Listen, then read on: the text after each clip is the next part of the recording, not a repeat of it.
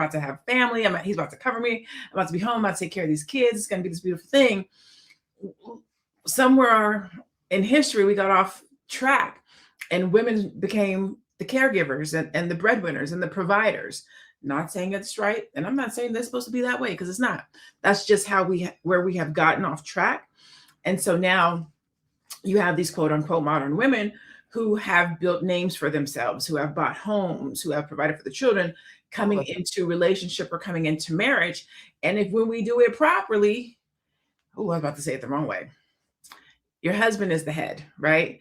And so you slide out of the driver's seat into the passenger seat.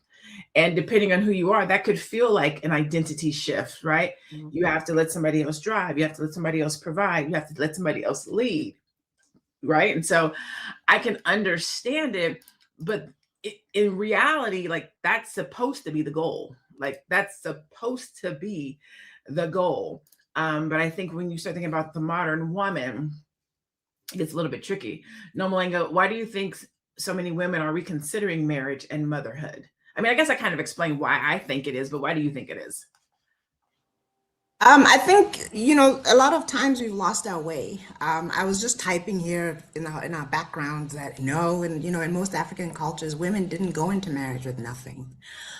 In fact, there was an exhaustive process to vet a husband, if he was good enough to be a husband, if he came from a good enough family.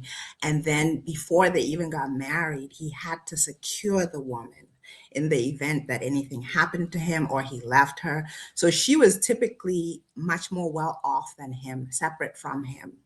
And I know people like this thing of, well, if she left him, she'd starve. That actually is not true. It's him that might actually starve, because even if he leaves, she typically would get everything. And I know even modern American men have this anger that, if you mess up and she leaves, she take half, or she take everything. But that's actually a cultural thing based on women actually being disadvantaged if a man leaves her, especially because they usually leave her with the children. So that narrative has to stop, that women were starving and then a marriage was going to save them. And if they got out of a marriage, they'd go back to starvation. That culturally isn't actually what was in place.